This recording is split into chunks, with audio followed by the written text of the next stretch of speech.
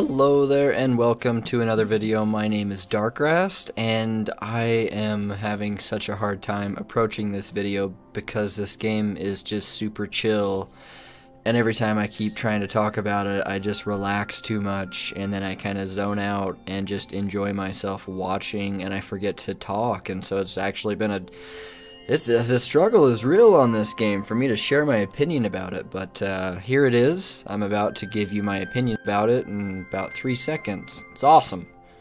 This game is wonderful. It's beautiful. It's a procedurally generated world with dynamic elements everywhere. Everything just is alive, it feels like, and super atmospheric. Really grips you and pulls you into the game very early on. You don't have necessarily any directions given to you other than, well, here you are. You're supposed to do stuff. This is a video game, and that's kind of the directions that you get. And you don't need much direction. You simply need to know that the stick allows you to move, or however you're playing, and you just play. It feels really good and refreshing to have a game that's able to do that and make it interesting. It's a very hard thing for a game to do, because for a game to be interesting with such simple parameters, you need to have an excellent design scheme in play, and I really think that Spaces of Play knocked it out of the park on this one. It's beautiful. It's just very relaxing. It's very meditative. It allows me to kind of soak in and contemplate about what video games are and how I approach them, because this game breaks some of the typical conventions that come along with video games, with movement and interactability, with the assumptions of what's going to happen as compared to what's actually going to happen. I don't know. Hashtag deep thoughts happen with this game. If you see big things that look interactable like that, they probably are. And if you interact with them, generally you're rewarded with something. In this case, it was unlocking a path so that I could progress into another area. The game will show you buttons like that. That's your map button. There's only like 3, I think. You hold down like the main button to do this, which is to sprint. There's an interact with other things button, and then a map button. Very simple. Something that I like what happens is these little white flowers here. You can make the dot just kind of chase you based off the physics of the game. Those dots just come in and absorb to you, and every time you get one, you're able to do the blue streak run faster and longer, or sorry, probably not faster, longer. And so when you find like a little hub area that exists, I'll point some out as we get to them. You can find some that really give you a lot of those early on, and you're able to just run for days. Feels great. Alright, now we're gonna run on top of this Pokeball with the hopes of something happening again. Boom. Shut off in 2 directions, meaning there's 2 things that happen based off of me doing that. And it's super weird. This game's approach to interacting with me is like, it's very forward. It's very obvious. But they're not like saying anything. It's all visual design and sound design just blended in with one another. Like, that's all the communication. There's not like text or people telling me what to do. It's just so weird that it works so well, and its approach is so simplistic in execution. So this is kind of a hub crystal that you find. Takes you to a trippy place first. I've encountered this a couple times. You interact with the bunnies a bunch, and you're gonna see just a bunny swarm. So I'm actually gonna go quiet for a second so you can enjoy this part.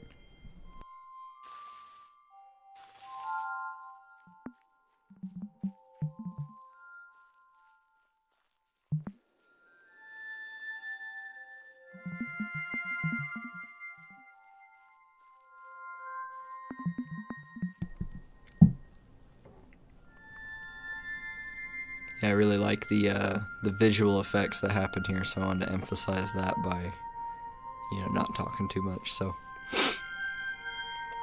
I think I was a bit preemptive on that, so sorry about the psych out. Right here.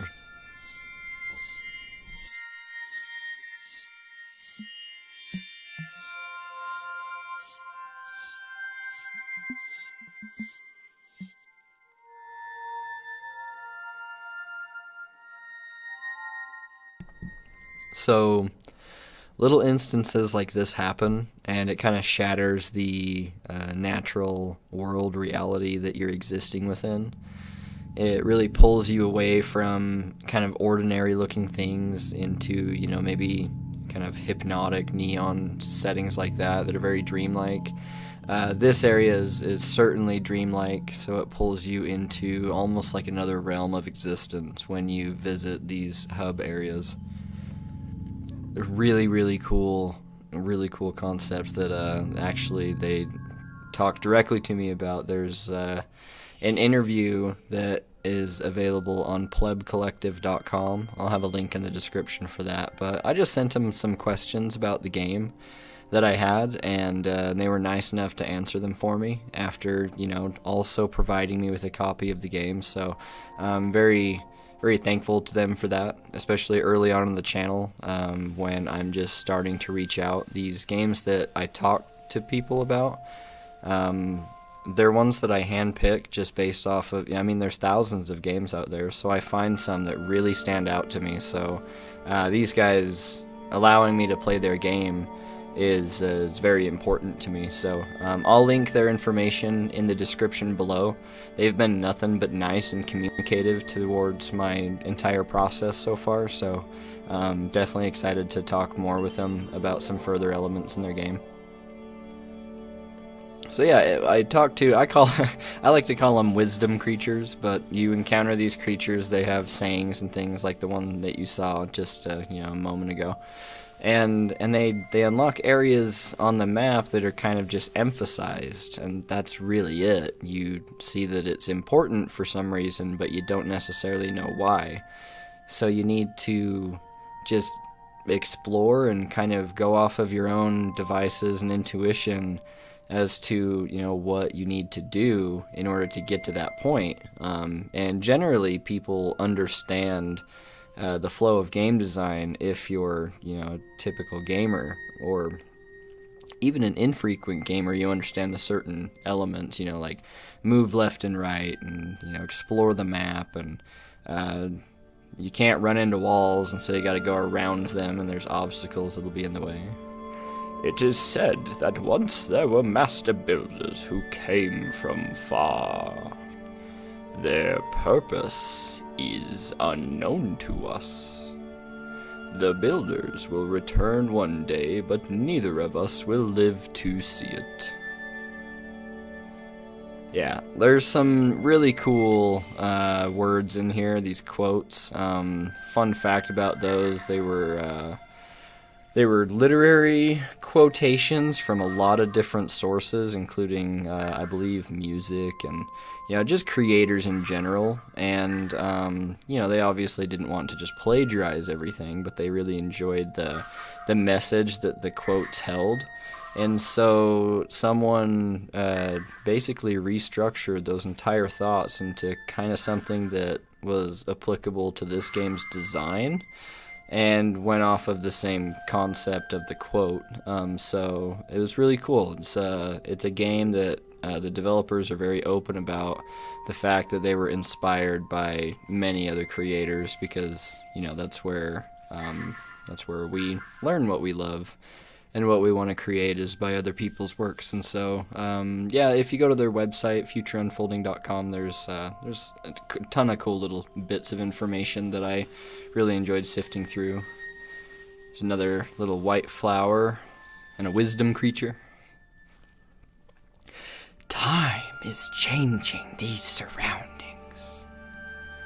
I floated down its historic stream, something more than imagination. Your arrival has altered the constellation. The stars look different now. The inhabitants of this world have taken note. I like doing voices. Hopefully y'all are okay with me doing voices, because if you're not, then you're not going to enjoy this as much as I am.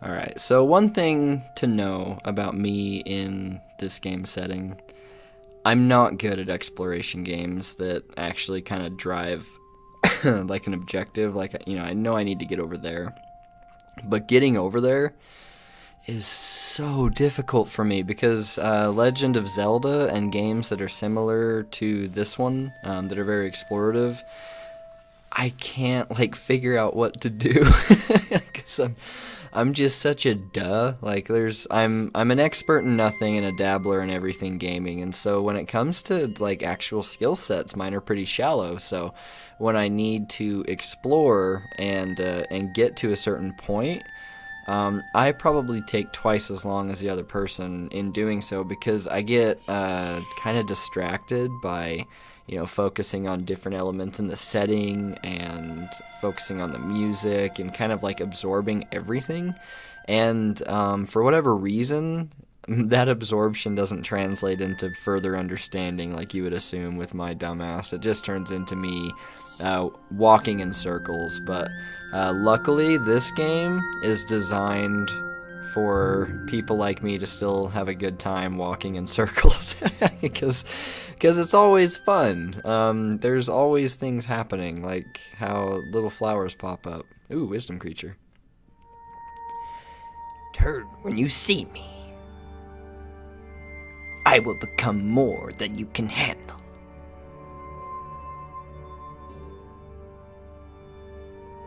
Whew. See how that thing just shoved me away?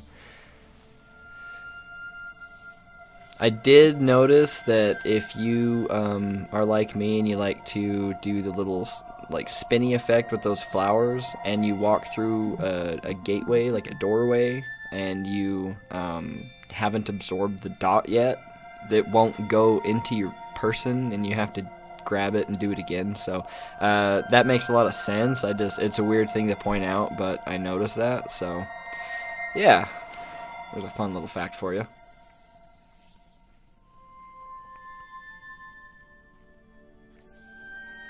So like this, how the flowers are very close to the door, you need to let them hit your person before you walk through the door, if that makes sense. I really like the caves, because they're still natural. They're just dark.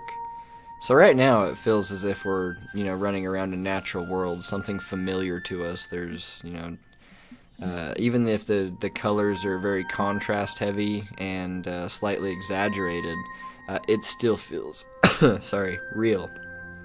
And with it feeling so real, when you go into these hub areas, it is just awesome how distinct they are from one another when you look at it. So it's like falling between, a real and a surreal state, just at a constant flow. Ooh, down there, look, there's one of the very bright objects we need to try to obtain.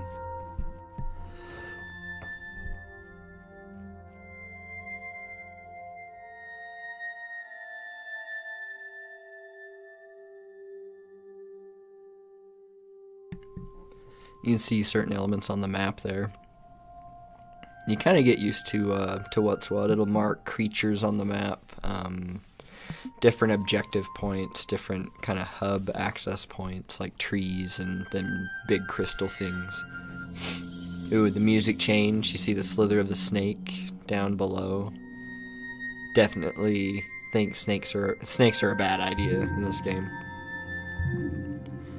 That was something that took me a very long time to figure out, so I'm sorry if what just happened is a spoiler in any way, but jumping on those creatures actually eluded me for a while, because it wasn't necessary. And when I played probably about a 3-hour playthrough not very long ago, I hit an encounter where jumping one of those gaps was absolutely necessary, and I had explored everything else, and so I jumped the gap with the animal, for the first time, and oh my god, I lost it. I'm like, I keep learning stuff, and it's so simple, so I thought I had learned everything, and yet I'm still figuring like little things out. So definitely didn't expect that, just because, you know, you walk into this game thinking that you're going to you know, relax overall, and then becoming challenged and overcoming these small challenges actually releases whatever feelings within me to where I'm able to relax more, and then, you know, continue to paint the world blue with my little white bald man. The art style, absolutely beautiful. Something that that I really liked. It's called Impressionism. It's broad strokes. And with Impressionism, here's something that's from that text interview. I said, Impressionism is a word that is used a lot in critical descriptions of your game. Ultimately, what led to the specific art style that was used for future unfolding? They said, we were looking for a fan art... Oh, I'm sorry. We were looking for an art style that was ambiguous, so when you meet a creature in this world for the first time, it should be uncertain to you if it's dangerous or friendly. We also wanted a world that felt full of life and can transform into something else at any time. So that specific art style lent itself into that goal very well, and I definitely agree with that. Everything is kind of on the fence as to whether or not it is like good or bad. You're constantly in a neutral state with overall positive attributes around you. It's super interesting to see, and yeah, I really enjoyed myself.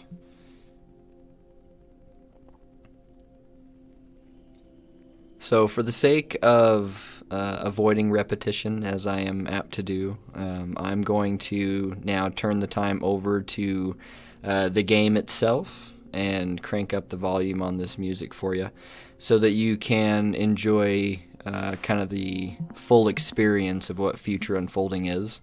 Again, if you like this game, please check out the developers page to see more information about it, and just learn about other projects that they work on. Spaces of Play had a previous title called Spirits that was apparently well received, and I have not played that yet, so I'm definitely going to be looking into that and giving it a go, perhaps making some content involving that. But yeah, it's been real, guys. Hopefully this kind of monotone drone of mine wasn't unbearable for you. I'm just very relaxed watching this game, as I've said, and I wanted to do that kind of on purpose, so that the mood that I got from the game was passed on to you guys. So hopefully I was able to do that in some way. Thank you so much for watching, and I'll be talking to you soon.